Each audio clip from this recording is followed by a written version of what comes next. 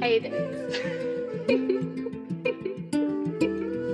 Welcome, everybody, to another episode of the Rugby Scoop podcast. Wow, it's been a wee while since we have jumped on board with the gents. While we wait for the other guys to jump online, I see Hugh Griffin, you are on. You are back, and you are live from England. How's it going? How's it been the past couple of weeks? It's good, man. It's good to be back. Hopefully the other guys get a chance to jump on sooner rather than later. But yeah, nice to be back on talking to you, talking the footy. Yeah. But what's been up from your side over the past couple of weeks? Well, the big thing is the Women's Six Nations has started, so covering that, making a load of content about that. And just getting back into the swing of club footy again on the men's side. After the Six Nations, getting refocused, back on what really matters, Yeah, no, true. I think after a very good Six Nations, we probably kind of needed a wee bit of a break. But, I mean, rugby is not stopping. There's been plenty of rugby.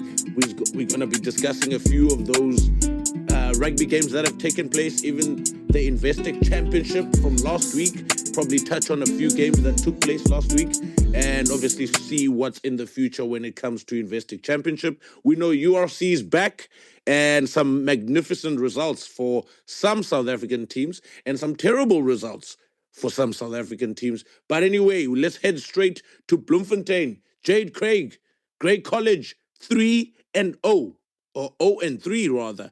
What's happening in Bloem? How are you doing?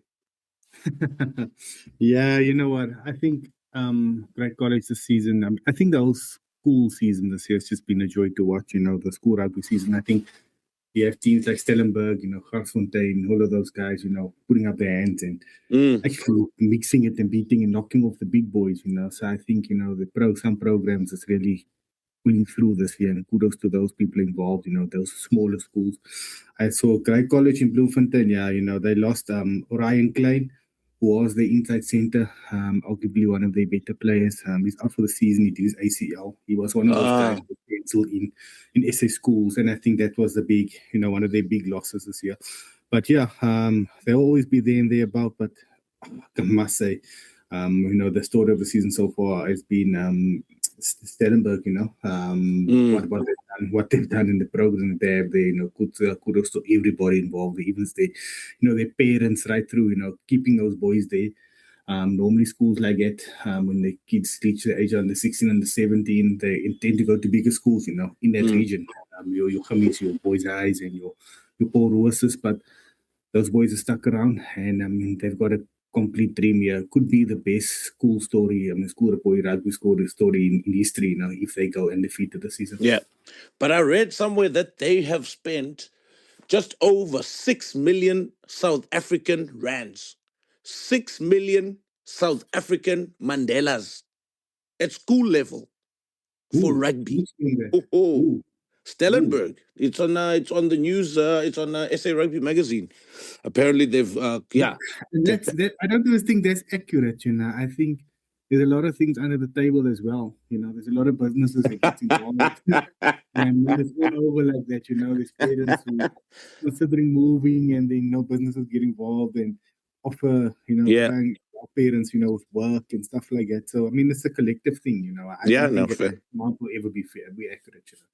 No, interesting. There's a lot of school news happening around South Africa currently. We know of Jake White, who was at Selborne College, had a bit of a tiff with the headmaster. Jake White left, and then now he is back at Selborne College. Hugh Griffin, schooling system, rugby schools in the UK. How are they? Are they actually at the same level or caliber as maybe some of the South African schools, based on maybe what you've heard or what you see online, etc.? And also, the All Boys Associations, or do they keep things at a close knit? South African schools' rugby system is probably worth over R1 billion at the moment. Would you say it's the same over there in the UK as well? Look, the English private schools don't share the intricacies of their business quite like that. I think, unless, it's a very like hush hush network. It's never spoken about in public.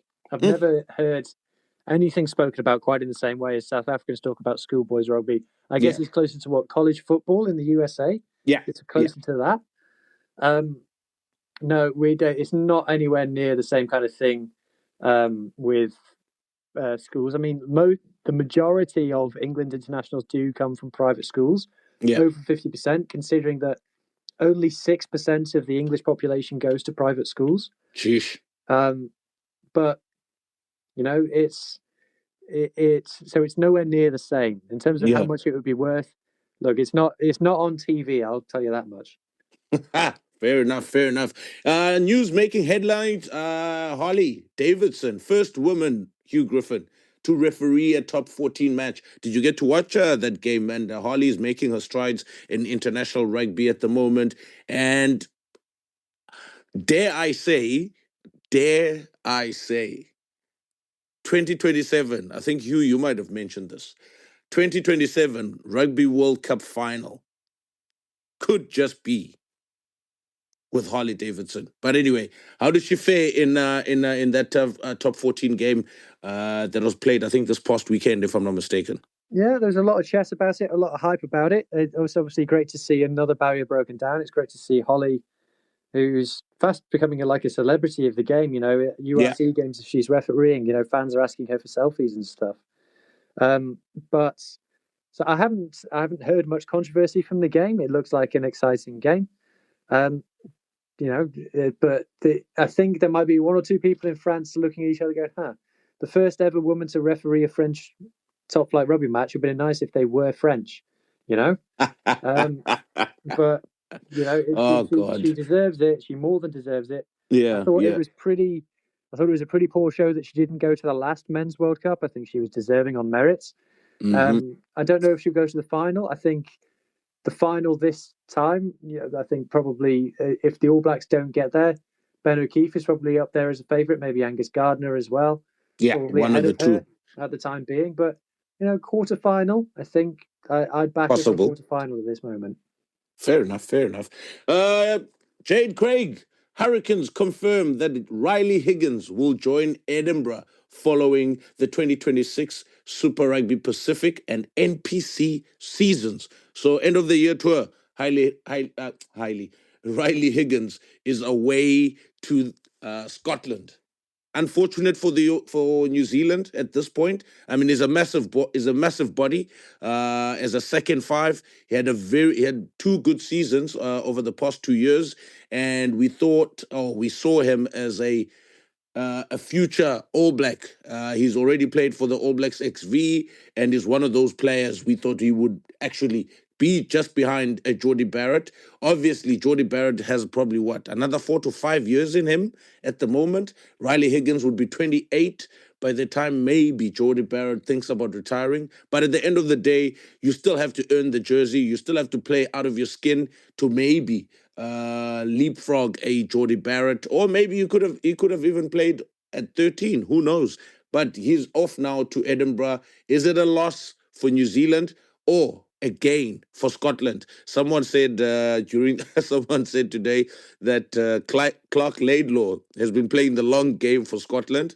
That's why he wasn't picking Riley Higgins, so that Riley can go to Scotland. Look, Riley Higgins is class, Unfortunately, last year, 2 years ago, he had an absolute outstanding season for Wellington Lions. I think that was the year they won at Du Plessis as captain. And we all thought that, he would actually come through, and that was the year he made the All Blacks XV team, and we thought that he would come through and get his chances for rugby. And then, especially with Jordie also not being there, but then he got a long-term injury. I think he broke his leg in the second or third game. He was out for the whole year. Yeah. And this season he just hasn't gotten any opportunity. He's behind in the long picking line. Whether I agreed to do it, I don't think so, because I think could alternate between him and Billy Proctor and even Jordie as well. Even push Jordie to 13 at times, because they've got Rona, they've got Bailen Sullivan ahead of him, and then you've still got Proctor and Jordie Barrett there as well. So, I mean, it's just unfortunate that they are losing this talent. You get excited up north. He's a real talent. Big ball player. He's got an all-round game. Got vision. I would say somebody similar, in the mold of a Luke McAllister type of player, with a ball in hand. I think he's something similar to that, but maybe not the kicking game Luke has, but he's very similar in his running game is like that. So for me, it's a big loss for them. I mean, they've also got Josh McKay, who left a few years ago from the Crusaders. He went to Scotland. I think he's at Glasgow. He's eligible now for Scotland as well. So it's quite, there's a lot of players going up there. So it's just maybe time for New Zealand to think about the model. I'm not saying that, they should pick players overseas or so. I'm thinking that the opportunities just doesn't balance out, because we're looking at a team like the Highlanders playing Jonah Lowe at centre, who's actually a winger, and you're looking at the guy like Riley Higgins leaving because he's not getting opportunities. So maybe it's time for them to really have a look at that model of them. Maybe the model doesn't work. It's not working out because I think they're copying the model that was, designed in the mid 2000s or so, where the big teams had a lot of depth in the squad. Scoop. I just think that's maybe an issue they need to look at, especially now with Moana that look like they're going away. They need to look at their model, and they need to look at, how can I say, just spreading out the talent. Scoop. Yeah, I think a team like Highlanders would have benefited in having a Riley Higgins in their stable. Hugh, you wanted to jump in? Yeah, I think that's the hidden thing of losing Moana that no one's really talking about, is how many players have the other franchises poached from Moana since they started, and how many of those have gone on to become, All Blacks. Tava Nawa never would have been an All Black if it wasn't for Moana Pasifika. Kyron Tomu Falau, if he's going to be an All Black, that's down to Moana Pasifika. Yeah. Levi Aumua as well, potentially. You're losing this. This is the thing about cutting teams, is you lose pathways, you lose opportunities for players. So the All Blacks are going to lose players up north for losing Moana Pasifika, 100%. 100%. Oh, how's about the Drua recording their second ever away victory, but this time beating ACT Brumbies in Canberra? Unheard of. Eddie Jones believes 35 is the new 30. Seeing that Brodie Retallick could make his way back into the All Blacks. Jade, do you think Retallick is going to be in the squad touring to South Africa? Depends. It depends on who you get in, because at the moment you have Josh Lowe to provide playing good rugby. You still have Holland coming back, or Women Holland coming back. We haven't seen Scooter Barrett at the moment. There's Perry below to Sam Derry. There's quite a lot of players, There's quite a lot of players. For me, I wouldn't actually be looking at him that much as in Brodie. I know he's been playing awesome rugby in Japan, so I don't think really need him. For me, the one that I would have looked at if I'm Dave Rainey is obviously Aaron Smith. I think he's maybe one that could get on that plane to South Africa, because I don't think behind Cam Roigott there's somebody that, if Cam Roigott goes, I don't think there's anybody there that's near close enough to him Scoop at the moment, So I think maybe Aaron Smith, but I think definitely Rainey worked with him in Japan, with Brodie. He worked with guys in Japan, so he knows him better than most of them. He was the guy that gave him this opportunity when he came on the scene. So, if he does choose him in an experienced role, we'll respect it. But, yeah, to start the test match against the Boks, I don't think so. As a squad player, yeah. Yeah, for me, I think he would be in and around the squad just to have that presence and that seniority, maybe guiding those young locks as well, right? I know we've got depth, but, having that caliber.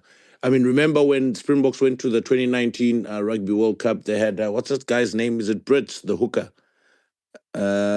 Is it Brits? I think it was Brits. Skulk Brits. Skulk Brits. He never played the serious games, but he was just in and around the squad, Other one I can throw in there, in reaching that, since we're name dropping there, Bob Skinstead in 2007. Yes, 100%. He's getting into that squad. Yeah. Jake White brought him from nowhere, indeed. But yeah, having that seniority around some young players is quite valuable. Those midweek games that will take place in SA they could be valuable for a guy like a Retallick and maybe an Aaron Smith in this case. Moodie, Cannon Moodie, has picked up a hamstring injury. So he is in doubt for next week. But it was an emphatic victory for the Blue Bulls, 47-7 against the Dragons. SA Rugby President Mark Alexander says the current demands on leading Springboks are not sustainable. What does this mean, Hugh, for the Boks? Should they play less URC games? I mean, already they're copying injuries or feigning injuries at the moment, so they're not playing any rugby anyway. So if Mark Alexander, the president of SA Rugby, believes that the demands of rugby currently, not just only the Springbok players, but for South African players as a whole, is unsustainable. Your thoughts? Well, what are the options? They can either introduce strict player management like they do in Ireland, where they heavily limit the amount of test minutes, well, total minutes, club minutes really, that the top internationals can have. In order to do that properly, they need to have the vast majority of the Springbok team playing in South Africa so they can enact that control. And I think that probably would be a bit more of a challenge for SA Rugby compared to in Ireland, because in Ireland, the IRFU owns the clubs, whereas that's not the case in SA. They can let more of the players go off to Japan, which would be, it's a less taxing league. If they could all play second division in Japan like Manny Lebok is basically a holiday, then that's one thing. Or they can pull out of some competitions, or they can, they're the ones who did this themselves with the Curry Cup. Or they can pull out of something like the Champions Cup and the Challenge Cup and say, no, not going to do Europe anymore. Yeah. There's an option, So there you go. There's your three options, unless someone can think of something else. Either the clubs play more teams, they have more restrictions on the players, or they let all the players go to the Japan second division. And that third one doesn't feel like the best option to me. I don't know about you. Yeah. I doubt they will see it as test match prep. I don't know, actually. I mean, it just seems like wherever South Africa goes, there's always something to talk about. When there was Super Rugby, there was the whole traveling situation. Now it's URC and Investec Championship. Now people are talking about unsustainable demands of this game. So I don't know. I really don't know. But everyone's talking about the fact that Razzi's using like 60 players a year and stuff, the most of anybody. Yeah. So they've got massive demands on their players. They're rotating their squad more than anybody else. Oof. Maybe relook the whole squad then that Rassi chooses. Maybe. I don't know. Jade, your thoughts? What are you thinking? Scoop, in terms of this, I don't know if it's, as Mark Alexander had a discussion with Rassi, coming from Rassi, that he's putting it out there, because obviously if they have to come from Rassi stating, that the players, the demands is too high, etc., some coaches would have a problem with it. So maybe it's a directive from Rassi to him to speak about this and to mention it. It's difficult, like you said. I mean, they're not centrally contracted, so it's very, very difficult.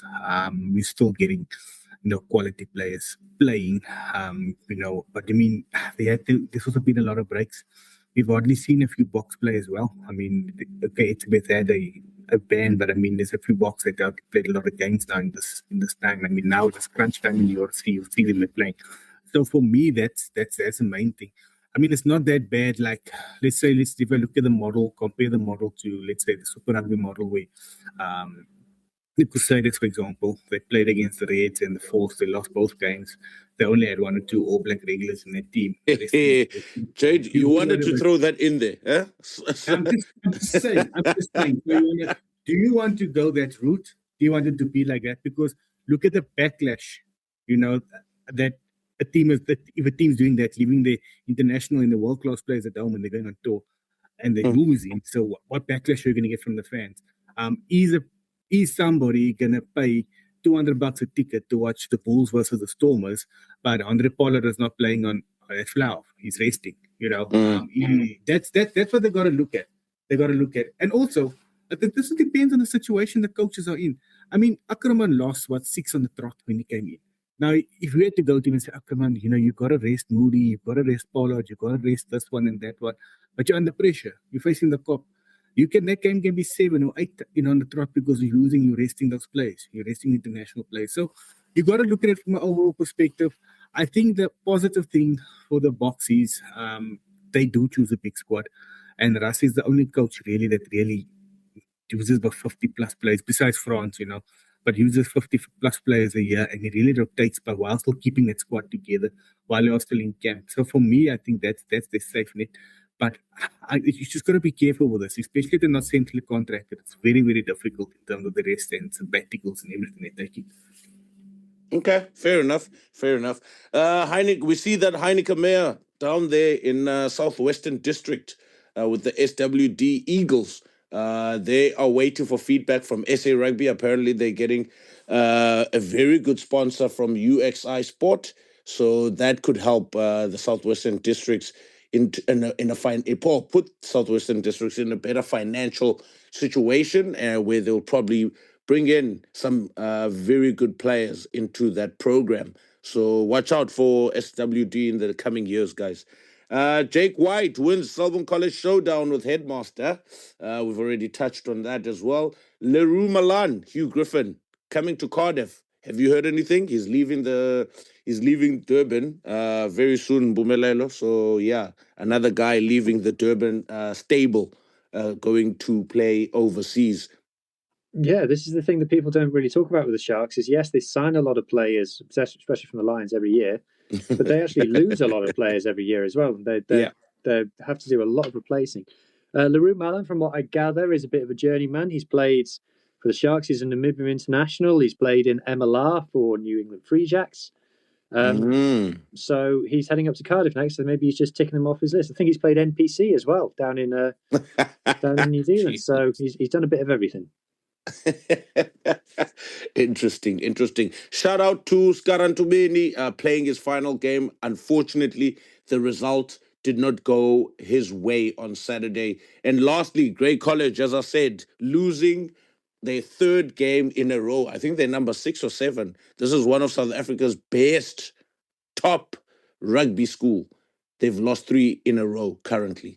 Anyway, let's move on. URC, we're going to be discussing Vestec Championship, probably touching on Toulouse and UBB, and then touch on Super Rugby, and obviously what's to come in the coming months where rugby is concerned. Let's not waste any time. Stormers losing at home, Sharks losing away. Let's kick it off with the Sharks first. Griff, the Sharks traveled up north, and obviously with, I would say, maybe a half-baked team, but they did have some Springboks in there. JP Peterson, when he was interim coach, was doing very well. They were posting videos online. They were posting speeches online, and it seemed to have galvanized the Sharks group together. When he was interim coach, he seemed to have had the buy-in from the players, from what it looked like. But currently, he's lost a few games now, and it doesn't look like it's getting any better at the Sharks. I know we've discussed this team plenty of times. We've discussed them in depth. But at this point, I think they were favorites coming into this game, but it didn't seem like it. Did you get to watch the game? Did you get to see the game? And I don't know, from the Sharks' perspective, do they need to really get rid of everyone and start afresh at the moment when we're talking about the coaching staff or just the general players? Because they've got the players. It's just a matter of now getting something together that works for this group. I didn't get to see tons of the game. I predicted them to lose this one. I thought that I didn't see the Sharks going away to Bridgend and getting a win. Very few teams do. A lot of the South African teams, Bulls aside, aren't touring north very well at the moment this season. So I thought that the Sharks were going to lose this one. It's 21-17. There's not tons in it, is there? Yeah. So I think Mpumelelo was telling me yesterday that the Ospreys were just a bit more street smart, and kind of the moments went their way, I guess. I saw a big thing about head injury assessments and stuff like that. No, I didn't see the game, so I can't comment too much. But yeah, I'm not surprised. You know, the Sharks haven't been good tourists in a long time, so no, fair. Jade, you are the one with Carragher at United. You know all about interim coaches, and then once they get permanent, they go back, they reset, they go back to default settings. Yeah, Scoop, I told you no oranges about this. I said that do not make JP permanent. Don't make him permanent. The form's going to go out of the window. I mean, they had good results against SA teams, and now they're struggling. You know, okay, they beat Munster at home as well, but I mean, as for me, I think in terms of the goal and the objective for the season, that when they did fire Plumtree and hired JP, obviously they tried to save the season, and they tried to somehow what would be a success would be for them somehow just still to make the top 8, you know, still to make the playoffs. But that looks far now. It looks like, you know, it looks like very difficult because at the moment I think they're 11 points behind the Bulls after 15 games. So for me, they're gonna have to hope results go their way. I mean, they've still got Connacht as well. Connacht is 10 points ahead of them. So it's very difficult for the Sharks. You know, how are they gonna salvage this season? What are they going to judge JP on now? Are they going to judge him on the stability period he brought to them when they beat the South Africans and they had that, you know, that feel-good period? Or are they going to judge him with the results at the end of the season, you know? I mean, last week, I think in the Champions Cup, in the Challenge Cup last week, they also didn't get the result they wanted, you know? So for me, I think, I don't know. How do we judge him? Are you going to give him a clean slate? He's drinking from the poison chalice at the moment. Are you going to give him a clean slate and tell us whatever happened this season happened, but next season we'll judge you? What damages can still be done in the season in terms of experienced players, in terms of them not being happy there? You know, younger guys not getting opportunities, you know, that's knocking on the door. Maybe they leave at the end of the season because of opportunities. So it's very, very difficult for JP. So we don't know as to what, you know, where's the yardstick? What are they measuring him with? Yeah, so that's for me the concern of the Sharks at the moment. In terms of their playing style, in terms of the way, I mean, they just diverted back into that, you know, unpredictable. You don't know what Sharks team is going to pitch up on the day. They're either going to be brilliant and beat you, or they're going to be pathetic and terrible, you know, and they're going to have subpar results like they did against Ulster. I mean, against the Ospreys yesterday. So that's the thing the Sharks need to sort out. They need to sort out their consistency. And is JP the man to do that? Is JP somebody that with him in the next 3 years, you're going to think that, yeah, they're really going to challenge with all the investment and all the money they're getting into the program? Is JP the man that you're going to think in 3 years are going to make it challenging for this competition? I don't think so. Are they, you know, do the owners believe that, you know, JP is a long-term project for this team? Are they going to be patient with him? I don't know. So I think they're a little bit of the crossroads with the selection. I think they made a little bit too quick and too hasty, you know, by appointing him as permanent coach, you know, going forward. I think he did good jobs as interim, but I don't know if he's the right man that's going to turn this thing around for them. Fair enough. I mean, a good shout out for Dan Edwards. I think I saw him a bit during the Six Nations. At times, obviously, with the Welsh team, probably didn't shine that much, but I mean, I'm starting to see a few glimpses of him at First Five.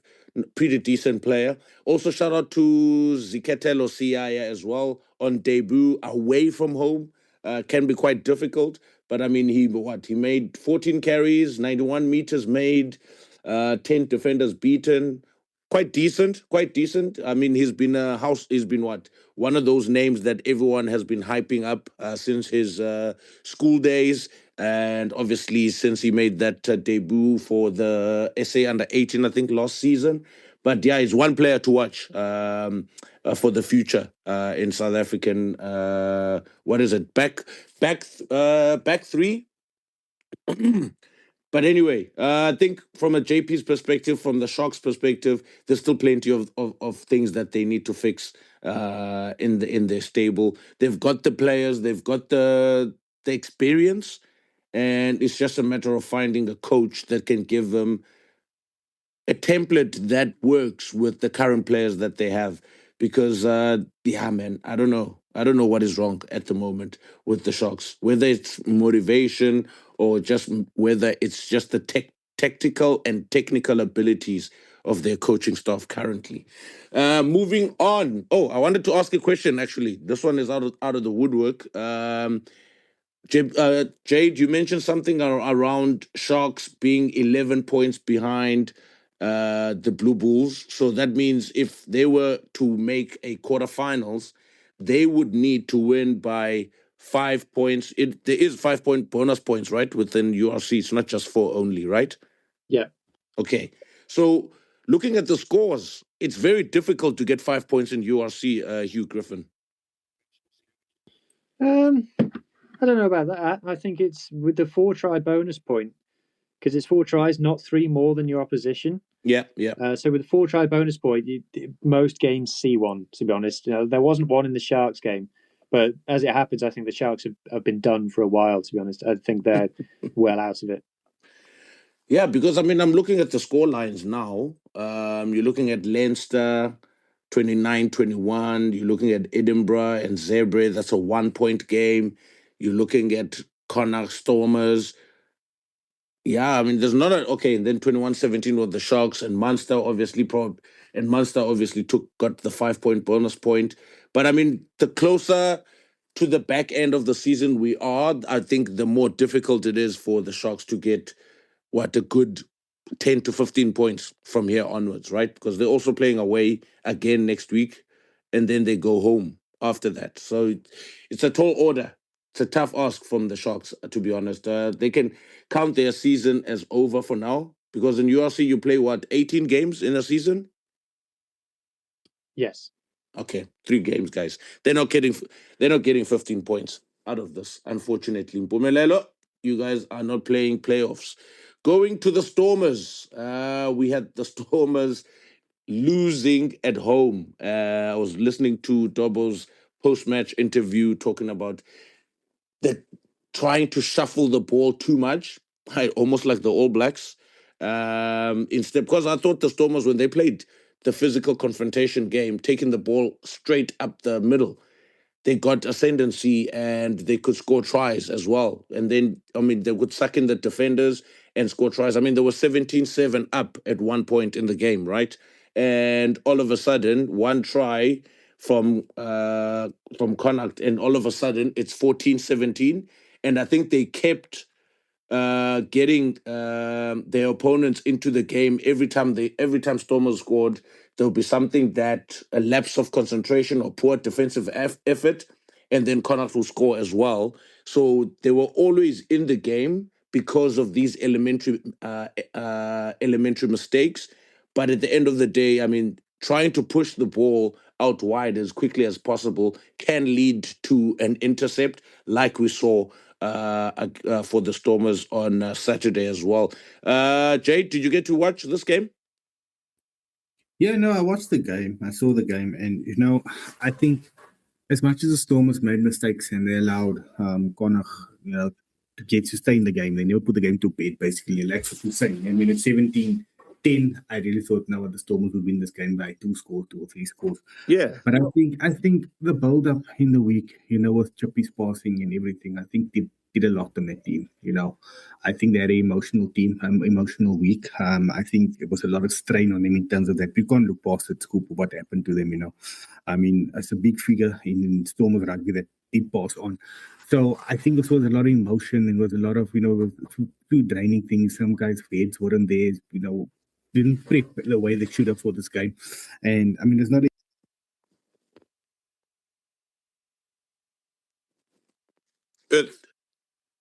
been a father-like figure to a lot of them, a lot of those players playing for the Storm, looking after them when they've been on tour, handling out their contracts, being there for them, So I think that aspect also played a big role in this game.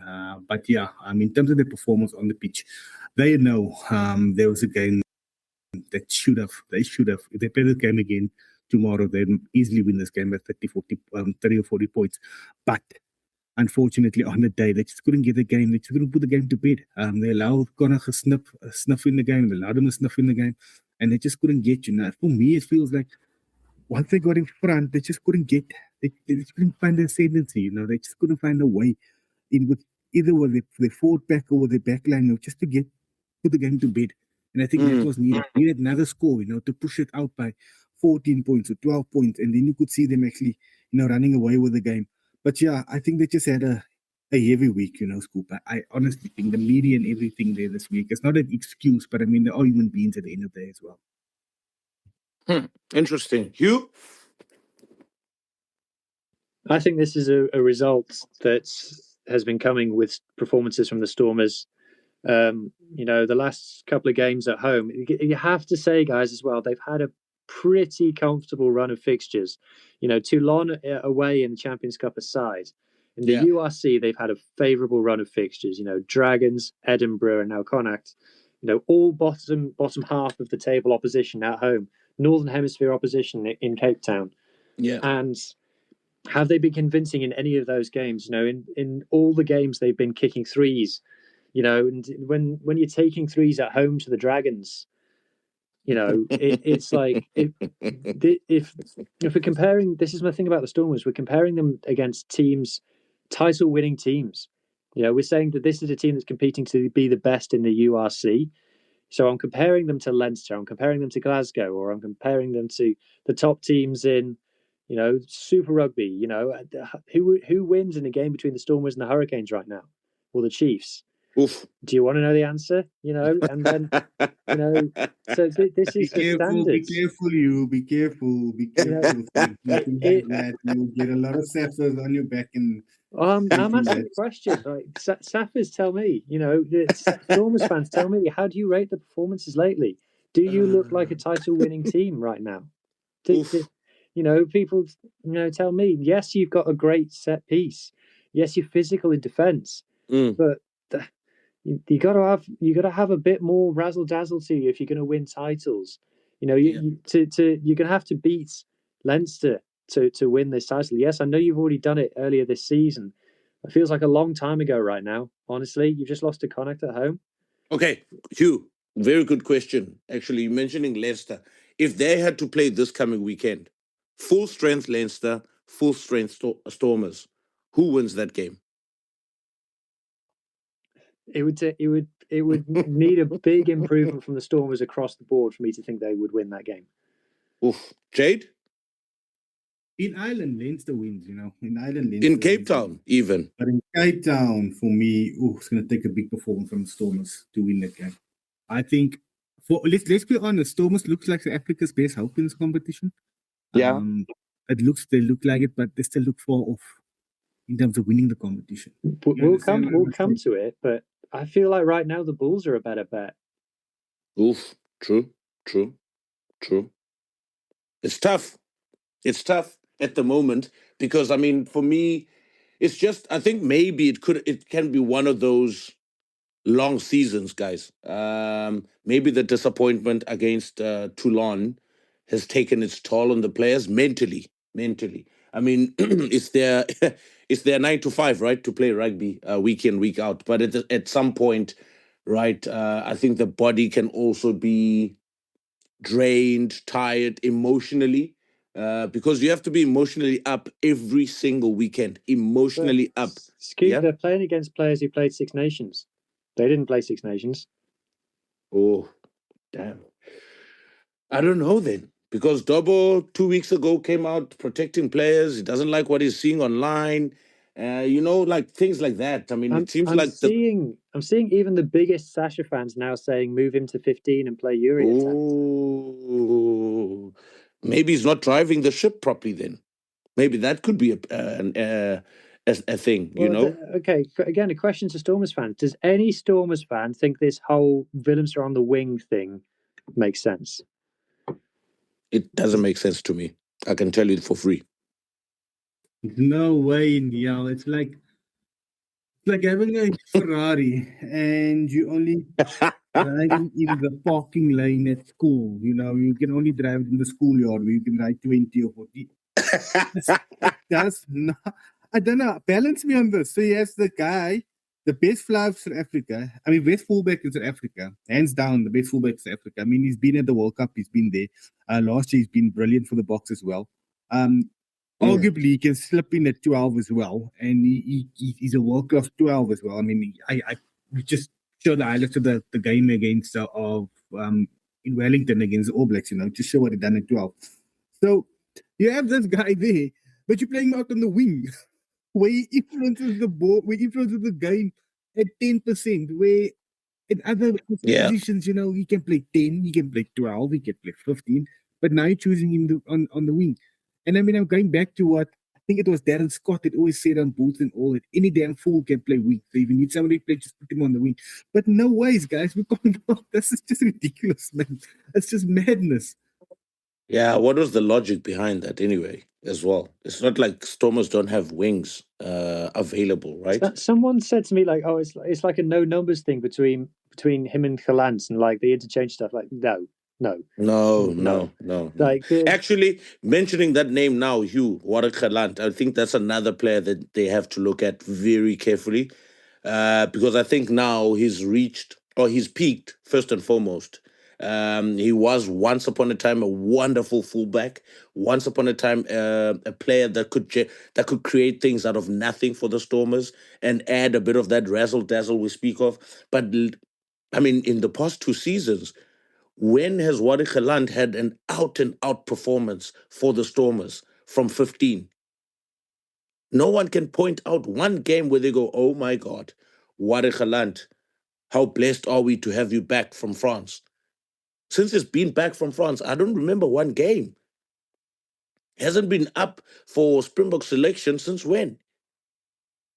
So Dobbo really needs to look at some play. I know he's a friendly guy, Dobbo. I know the players like him as well. But at some point, maybe he just needs to bite the bullet on some selections. He really needs to bite a bullet on some selections. Because at this point, we need somebody. I mean, even if people are talking about Sasha moving to fullback, you've got another 10 who's promising that could play 10 and maybe put a Willemse at 12 who could probably guide the young 10 next to him. Right? Now you're creating a bit of balance. You've got a safeguard of Sasha or Willemse at the back. You get somebody who can play maybe 10 and who's not going to be on the ground or on the floor too much or carrying too much, just to get those backs and forwards playing in the right areas, kicking into the right areas, right? I mean, just create a different picture for your opponents, because now people probably teams are probably saying, okay, we know Sasha's going to get 10 balls. Out of those 10 balls, he's probably going to run 7. Right? How is he putting everyone else in the right areas if he's running 7 times out of 10? So I just think they need to relook at a lot of things there. They're not a bad team, guys. We're not saying they're a bad team, but at the moment, it seems like a lot of things are unraveling a bit. They're still number 2 on the log. They still got a home quarterfinals to play. We're not saying they're not going to make it to the semis or play the final, but at this moment, things are not looking right from my perspective. Final thoughts from you guys about Stormers and the game, or anything Stormers related? I think we just have to, give it up to Stuart Lancaster at Connacht as well. It was a bad start, and he had a bad time at Racing in France. True. He's turned it around. He's turned it around. Can't say fairer than that. Jade? Nah, listen, you have to give Connacht the flowers, for that performance. You have to give it. I mean, like you said, Stuart Lancaster has done things around there. But I mean, the Stormers, we know if they want to win this competition, if they want to be up there and as the force of the African rugby, they're going to have to improve. And obviously, Willem said 14 is not working out. So let's see if Dobbo reacts and makes some positional changes here. Okay, fair enough. Guys, can anyone explain to me how the Lions are number 4 in the URC log? They haven't played in the North in about a year. I think the Lions are something like 9 wins in South Africa, 0 wins in the Northern Hemisphere this season. On the road. This is wild, man. It's the big thing is they started winning derbies. They started winning South African derbies. True. And then no one's going to Joburg and getting wins. I'm not. By the way, before any historians get on me, I know they haven't won literally every derby. Okay. Yeah. But like the Northern Hemisphere teams aren't going to Joburg and getting wins, and they settled into the good old Lions. Let's run from our own try line. Let's offload like crazy. You have to praise their offloading game. It's amazing to watch. Yeah. And they're just being who they are. I don't think. Let's not get giddy, guys. I don't think they're going to win the URC. They've got a really tough end of the season as well. They've got 2 away games in Ireland. If they go to say Munster in the last game or second last game, whichever it is, last game I think it is. If they go to Munster and they beat Munster in Munster, then I'll be like, okay, right, now things are interesting. Now I'll start leaning forward in my chair. Right? But at the moment they're just having a nice time. They're just going out there and enjoying themselves. It's a big win. I know Glasgow Warriors were half-baked, but it's still a massive win nonetheless, man. And also being 4th on the log, I never expected it. We're used to the Lions being between, 8, 9, 10 on the log. Maybe they'll jump to a 7 out of the blue, but still, it still moved down the ladder in the latter stages of the competition. But congrats to them for actually working silently in the background while no one is talking about them, but now we find ourselves where Lions are number 4 on the log. Going back to the Bulls, Griffin. I mean, strong performance against the Dragons, and next week they play the Scarlets. Bulls are sitting in 8th spot right now. Can the Bulls win 2 games away from home? Because they've practically kept the same squad, or same team, roughly. Let's say roughly about 80-85% of it. And they haven't made too many changes in their lineup. And slowly but surely chipping away, and quietly working hard behind the scenes as well. Because, I mean, Jade mentioned earlier regarding them losing 6 on the trot, could have potentially been 7 on the trot. But now we are pretty much quiet around their wins. And slowly but surely, I mean, like you said, I mean, they look more convincing when it comes to these playoffs, if they do make the playoffs. And I think they stand a better chance at maybe pulling off an upset on one of these, either a Warriors, because it was a close encounter in the Investec Championship away from home, but either Warriors, either Leinster, either Stormers, depending on wherever they will play the playoffs. But yeah, nonetheless, it was a very good performance from them on Saturday, and they won emphatically against the Dragons. Did you get to see them? I got to see bits of it. I was channel hopping between this and a different one, I think. But look, it's the business Bulls. I can't shake the feeling, guys, that URC-wise, we are headed for another Leinster Bulls final. That's the vibes I'm getting at the moment, because it's a great point that you raised, and I've noticed it as well, Scoop, is they played their best team every week. Every week they're picking their strongest possible team. And that kind of goes against like the zeitgeist, doesn't it? It goes against the wisdom that is, you can't do that. You're not supposed to be able to do that anymore. Well, they're doing it. And I put this to a guy who's closer to the Bulls, and he said that Aka's logic is like, look, regular season, we've got 3 games to go. We're going to get a week off because we're not in Europe anymore. Yeah. Is really, 3 games in 5 weeks, is that too much to ask, really?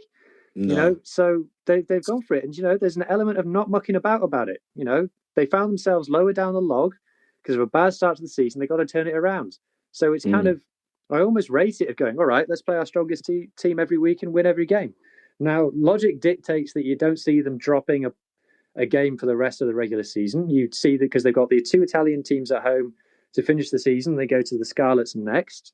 Now, trivia for you, the Bulls have never actually won away at the Scarlets. They're 0-2. But history aside, you're probably looking at a 15 from 15 in terms of log points for the last 3 games of the seasons for the Bulls. Oof. So that's a turnaround. They've managed they end to up 50 plus points, right? Sorry? They'll end up with 50 plus points if they get 15 from the 3. If they get 15, bear with me. If they get 15, they'll end up with 61 points. Damn. Which for me would have them in third. I have them down as. Because I don't see Leinster or Glasgow dropping a game either. That's the thing. But then, so if they're third, I guess they would have probably an Irish team at home, maybe the Lions, depending on how it goes. Yeah. In the quarters, and then probably hosting the Stormers in the semis, or going. Oh, wait, hang on. Traveling to Cape Town.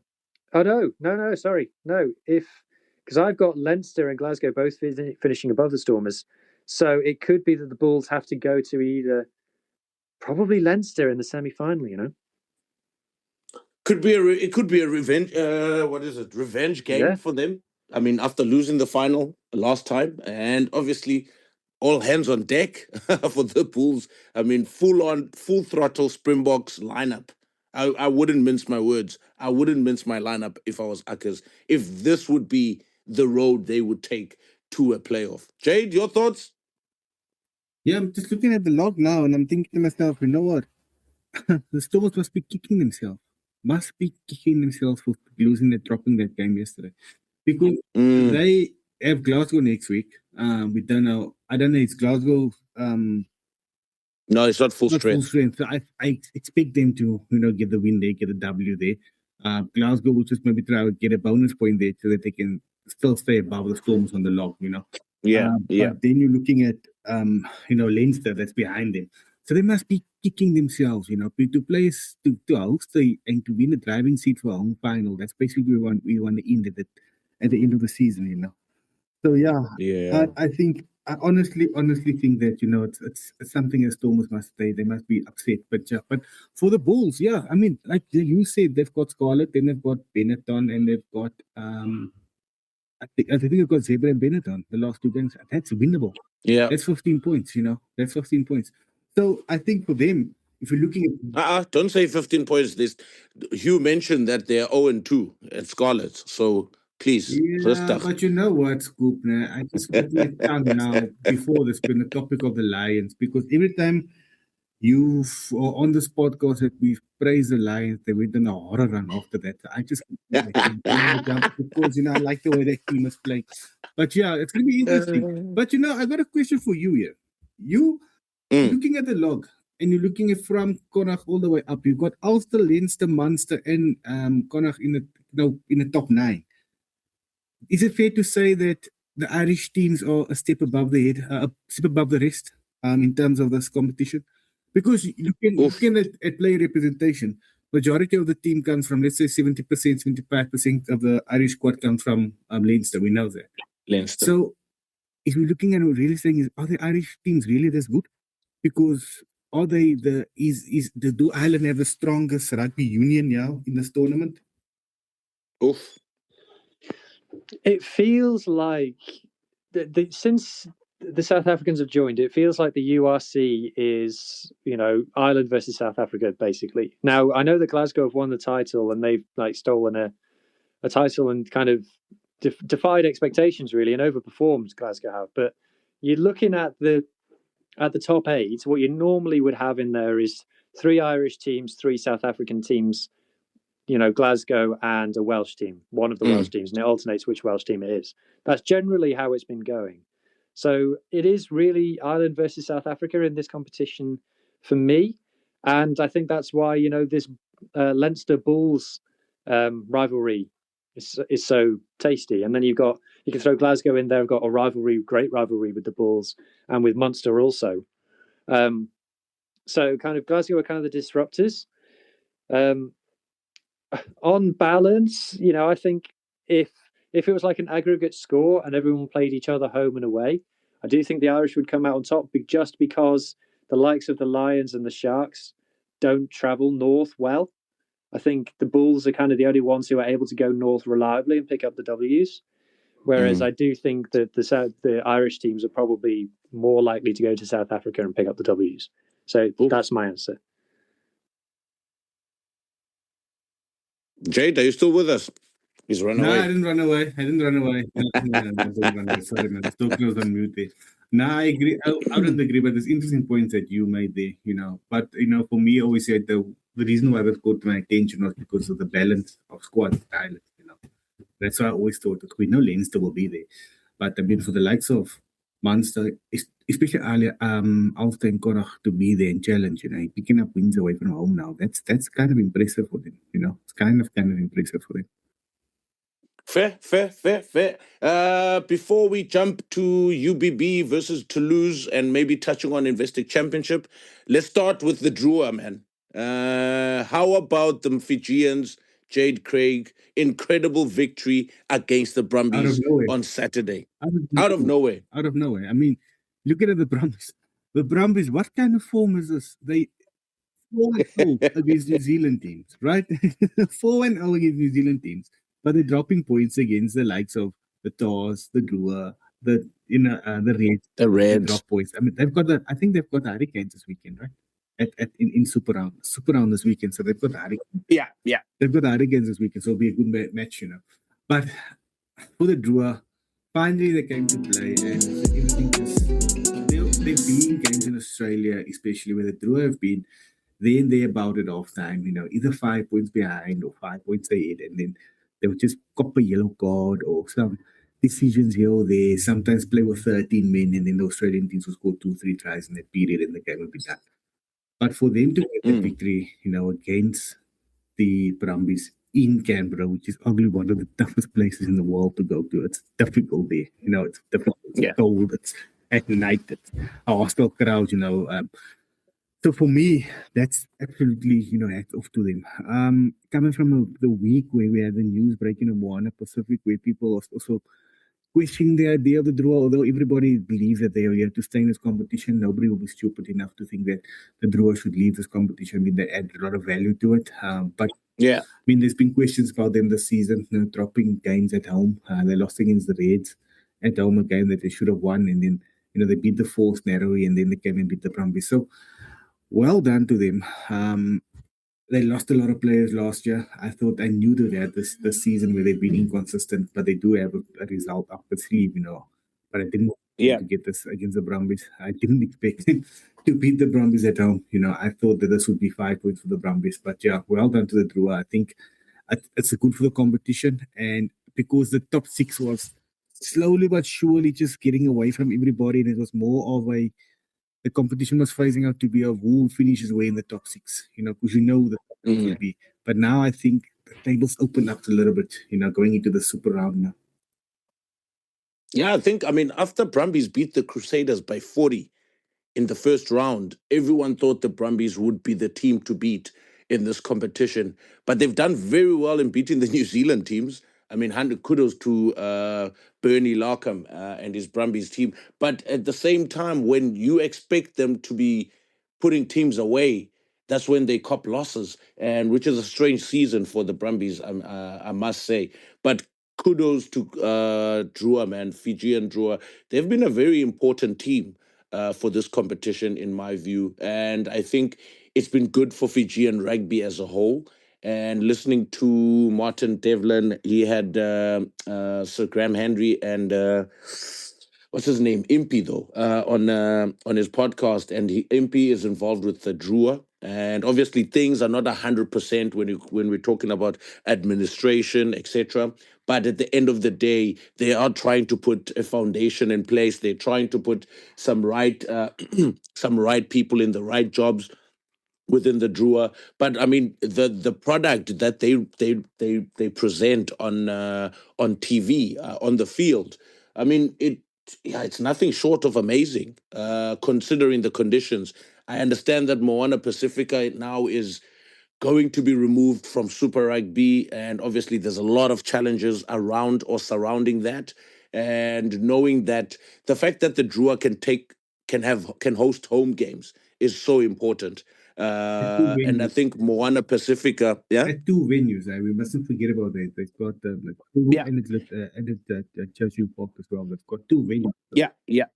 So I think one of the things that where maybe Super Rugby could have probably failed to do here is probably find a venue that would suit Moana Pasifika away from New Zealand, not in New Zealand. I understand they've got a massive community of islanders in New Zealand, but at the end of the day, not taking the game back to the people probably is one of those elements where you couldn't drive interest to gain the support. I mean, if you look at Drua, when they host games, it's packed out stadiums. The crowd is fantastic. Everyone is enjoying watching their players live, even though this also creates a platform for Drua players, some of them, to be bought by French clubs or English clubs or URC clubs, right? But I mean, Hugh, from what you've seen from Drua, and how important actually do you think keeping the Drua is in this competition, and what are your thoughts regarding Moana being removed in Super Rugby?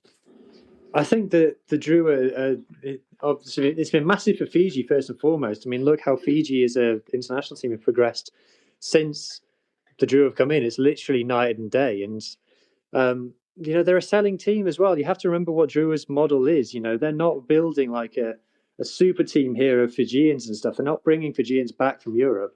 Their whole model is, they give local talent an opportunity, and if they play well, then they get signed by foreign clubs, and they bring the next guys through.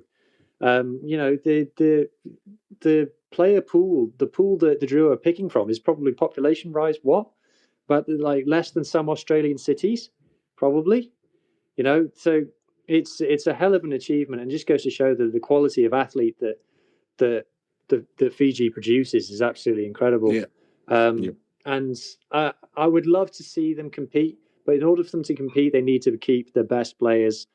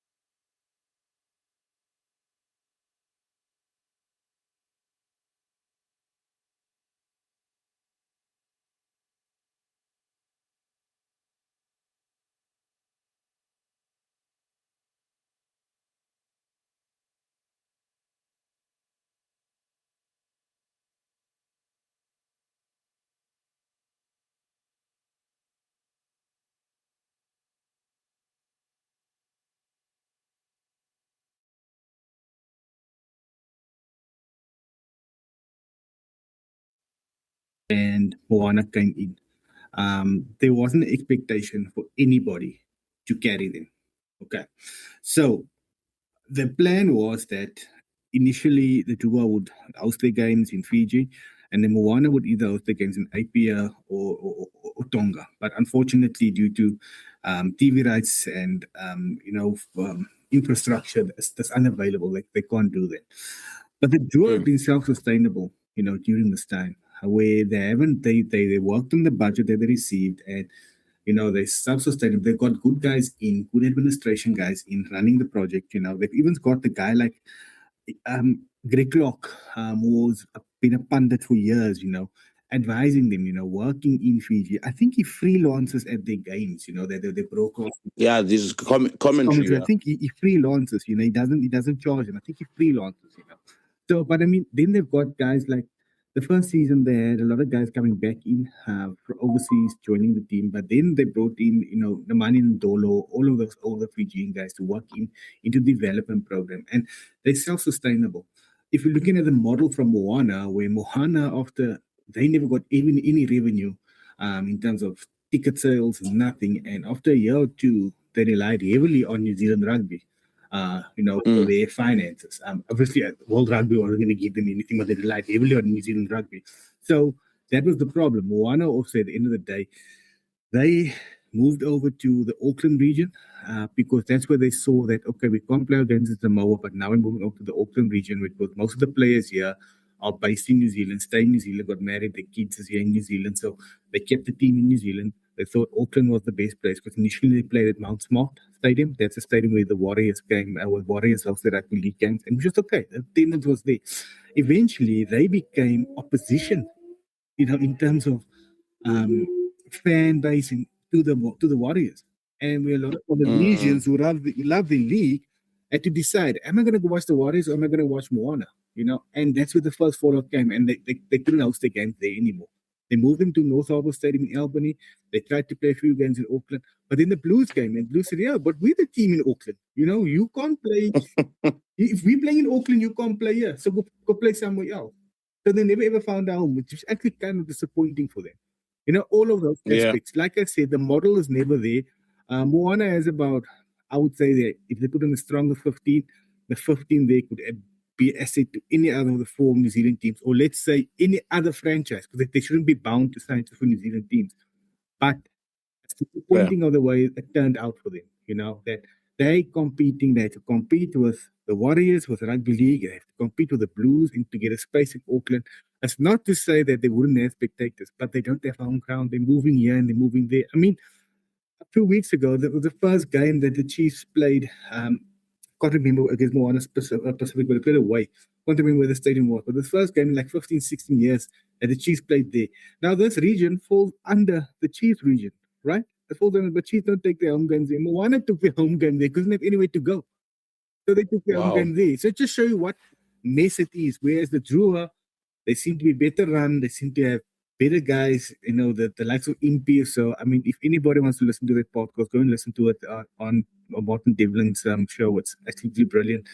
They've got the likes of Impy, they've got Glenn Jacksons of the world coming in, and guys running the show there that, are passionate about helping and uplifting Fijian rugby. So I think they're here to stay. They're not moving anywhere, school. No, good. Now the roller coaster. Oh, not even the roller coaster. Royal Rumble, Jade. Chiefs versus Hurricanes. And then after that, touch on Investec Championship, and then we close it off. But this was a massive game. This was a brilliant game, I thought. But from my side, there's one thing. The Chiefs didn't really have to do much in this game. They worked off a lot of Hurricanes' mistakes. And every single time they scored points, Hurricanes would have made a mistake inside the Chiefs' half, and then the Chiefs would be running, would be dazzling through. They've got some really good ball carriers at the Chiefs. They can punish you at any moment, but the Hurricanes were physical. The Hurricanes were confrontational, and they took it up the middle against the Chiefs. But yeah, man, it was a physical battle. I enjoyed it, enjoyed every minute of it. And obviously the golden point thing, golden point rule at the end of it, absolutely fantastic. 2 minutes of non-stop action. And who better than Tony Jackson on the comms to give it to you live from Waikato? What are your thoughts on this game, Jade? You're getting like Ron Nisbet there, you're getting the names confused. There's Tony Johnson. What did I Tony say? Jackson. Oh, Sherbet. Sorry, yeah. Like Tony Jatin. You're getting like Nesbitt. my pimpi. Yeah. No, so brilliant game. The conditions wasn't the best. The wind there was terrible. We saw with that kick that D-Mac had to win the game. And he just couldn't get anything onto it, He just couldn't get anything onto it. But yeah, for me, I think, like you said, the Chiefs didn't do much to win that game. I think the Canes must be kicking themselves because even the last time they scored, they just didn't. They were on attack, but they should have just kept it simple for a few more phases. They could have milked the penalty, slotted the goal, and won the game. Went for a 50-50 offload, turnover. Then they got the ball back. Then I think it was Rona that tried to chip and kick the ball straight into Kieran Tamofalau's hands, and from there the Chiefs ended up scoring. So that was something that the Canes, it was un-Canes like, because they ball security this season was actually good. I mean, the Canes this season don't allow you to come into the 22. They don't allow you to come into the off. They don't. They play you off, and they're patient on attack at times. And at this game, I mean, even the try that who scored that the try where Leroy Carter broke and played the ball on the inside. But anyway, that try, if you're looking at it, it came from turnover ball. It came from turnover ball. Hurricanes like, so I don't know what it was. I mean, for me, I think guys like Jody Barrett, you expect him to do more, to tell. He was quiet, in this game. Quinto Pai, the 12 jersey is mine, go try 13, go knock on 11, don't stop. This is mine. But he never done it. Ruben Love missed a few kicks. Yeah, he can't be crucified for that because it was terrible conditions in terms of the wind. It was very difficult, for goal kicking at the end of the day. But he missed a few kicks over there. Why they pulled Cam Roygaard off when he went into a sudden death? The guy never looked like he played. He was still fresh. So I'm thinking to myself, was it a wise decision that they made to pull him off in the crunch time? Because with Golden Point is one moment that can win you the game. Exactly. So I don't know, was that the wise decision they made? I mean, Devin Flanders was quiet. I think what's this guy's name? Simon Parker was the best Lucy on the field on the day. I think he was much better than Flanders, although I think Flanders had the inside running for the Chiefs, for the All Black jersey, All Black 6 jersey. But yeah, the Chiefs just showed that they have players that can produce individual brilliance at times and win the game for you. I mean, you look at Leroy Carter's break that they had, the offload, and then you look at that heads-up play from Kieran Tamafalau, catching the ball, playing, counter-attacking immediately from there. How tall is he, man? Sheesh. He doesn't look tall, but he has a... he reminds me a lot of Corey Jane with his fend. Like his gliding. He looks small in structure, but he has a good fend on him. He has a very, very good fend on him. Just check it out. But I think if you look at it, the heads-up play that they had there at the end, and then Wallace Titi, just win the game for them at the end of the day. So for me, I think the Chiefs needed that result more than the Canes. I think they needed to stamp some authority back and to really put them up there as title contenders. They'll still be concerned. I mean, the Chiefs the lineouts was poor on the end. How many lost lineouts was there? And it wasn't like skew throws or anything. It was just lineouts being stolen by the opposition. Contested. Yeah. And, I mean, if you're looking at it, Josh Lauder's there. I think he's about 2.03 meters.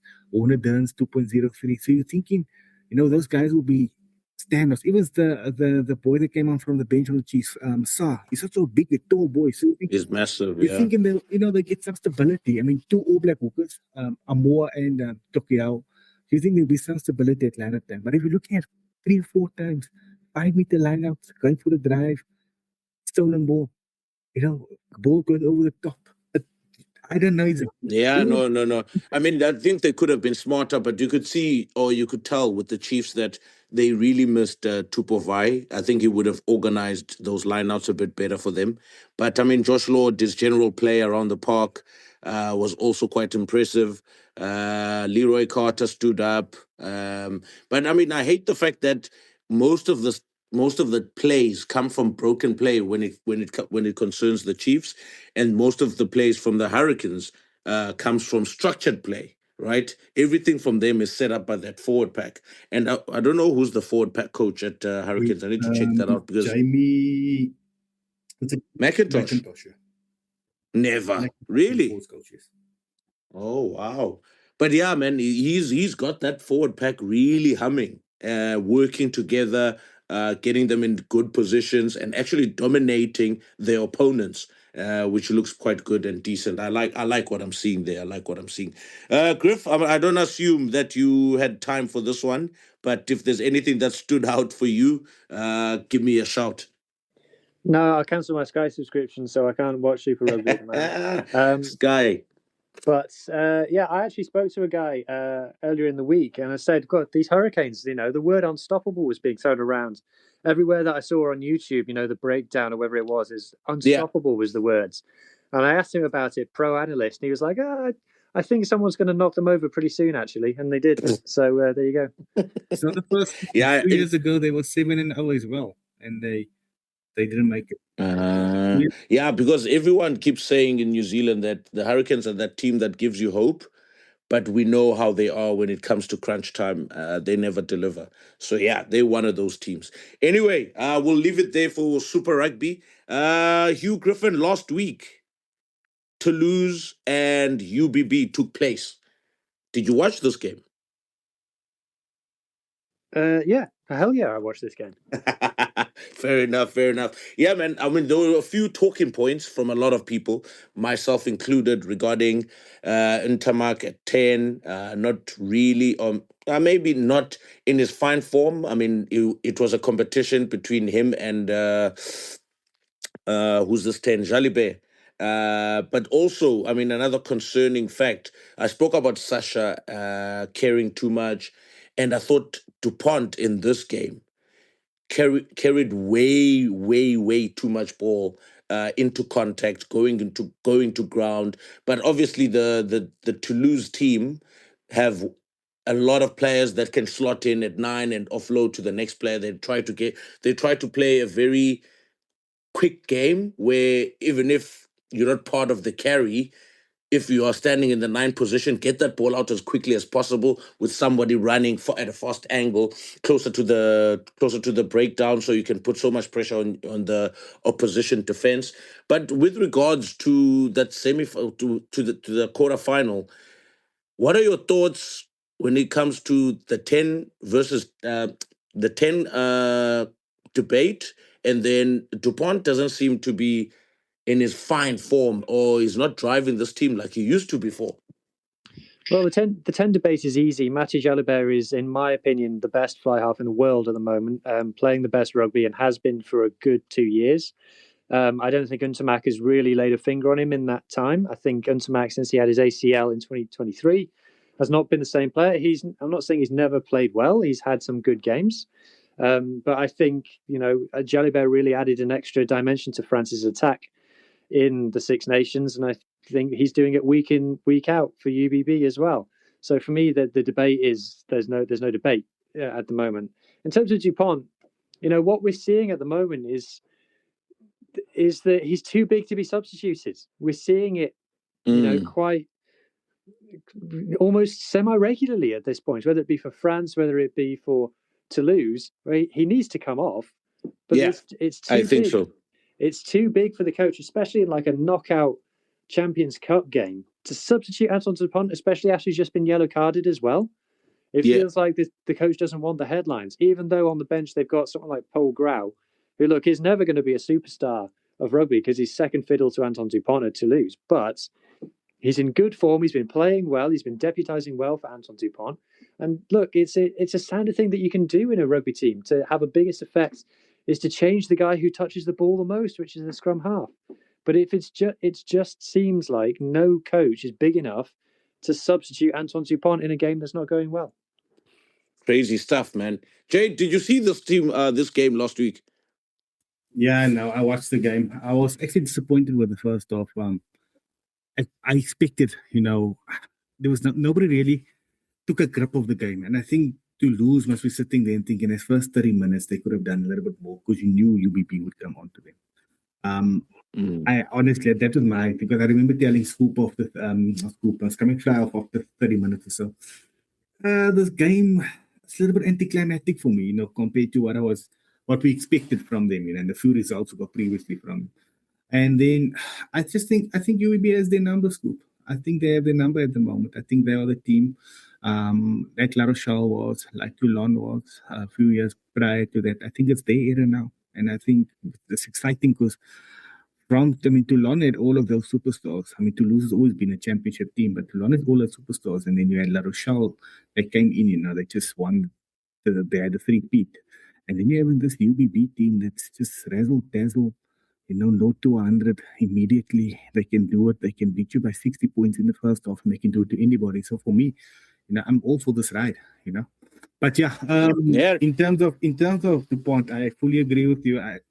He's not even playing like a guy. If you're looking at Fourie Priya, for example, or DuPont in their prime, those are guys that I would say, hey, should play 80 minutes. I mean, Cam Roy got it in New Zealand. Not so much Cam Roy got on that level, but because there's nobody near his quality on the bench. But those are guys I think, okay, can play 80 minutes. But this current DuPont at the moment is not near the DuPont that's playing 80 minutes. No way. He's a tad off. Right? He's really a tad off. Yeah, interesting. But with the Investec Championship coming up, so which means that some URC teams will be getting a break in the moment. But I mean, do you see UBB as the team that could go all the way again this season? 100%. I do have a feeling that Leinster are building, and Leinster have got a pretty straightforward route to the final now. It'd be a massive upset if Toulon turn them over in Dublin. So it would be a hell of a game between UBB and Leinster in Bilbao. I think UBB are favourites based on how they're playing. But the thing about UBB is they've got 3 or 4 key players, very important players. And if one of them goes down, there's a big drop-off, a massive drop-off to the next guy. Whereas Leinster don't really have that problem as much. Even with someone like Jameson Gibson Park, the second and third choice scrum halves are still decent. It's a massive gap between Maxime Luku and the next UBB scrum half. Fly half, you don't even want to go there, honestly. So if UBB can have their first choice team fit and available, then I think they're favourites. I think 2 or 3 of the wrong players getting injured and things start looking Leinstery. So can we rate Johan van Gaal on that game against UBB in the semifinals? Can we use it as a yardstick of how good he is or how bad he is? No, because I think UBB is heavy favourites for that game. I think they're heavy favourites. Yeah, well, they won the EPCR last year, but now they with the big dogs. If they do beat UBB, one of the biggest shocks. I don't think they'll beat them. But yeah, I think it's a big one. Oh, I don't. It's a big one. I don't know. I don't do this. Leinster on the day they can, but for me, this is UBB's to lose, guys. Fair. They can go back to back. Yeah, I think they will. Yeah, I think because I think they've got a very good strategy with how they use their bench as well. I mean, looking at Ben Kamau Damia Ifuna, how he just basically and play more. Yeah? Somebody said this guy should get fitter and play more. I'm like, if this guy no man, and play more, he'll get a heart attack because he's not used to walking around with that less weight. This is what he's. I'll be honest, guys. I thought the Big Ben was done a year ago. I thought this guy's finished. This is his swan song. He's done. Yeah, he's been amazing this season. He's 100%. Been fantastic. Coming 100%. Off the bench, it suits him. It works. And they got some guy called Carl Sadie starting for them, who's apparently done very well since getting back to fit. Yeah. He's a massive body as well, Saudi. Originally from Eastern Cape, Jade. That's where we raise them. I always thought that he'd have a few Boks up because he's one of those guys. I thought that he's. Now, maybe in the future. Strong scrummage. Maybe Rassi is watching in the background and seeing, okay, maybe in the future we'll bring you down. Who knows? But anyway, guys, thank you very much, Jade. Thanks to you. It's been a great chat, and I'll see you guys next week. Thank you to all the listeners as well. And we'll put the podcast up later on this evening. But have a wonderful Sunday. Enjoy the rest of your week. We'll be chatting online. Cheers. Cheers, guys. Thanks.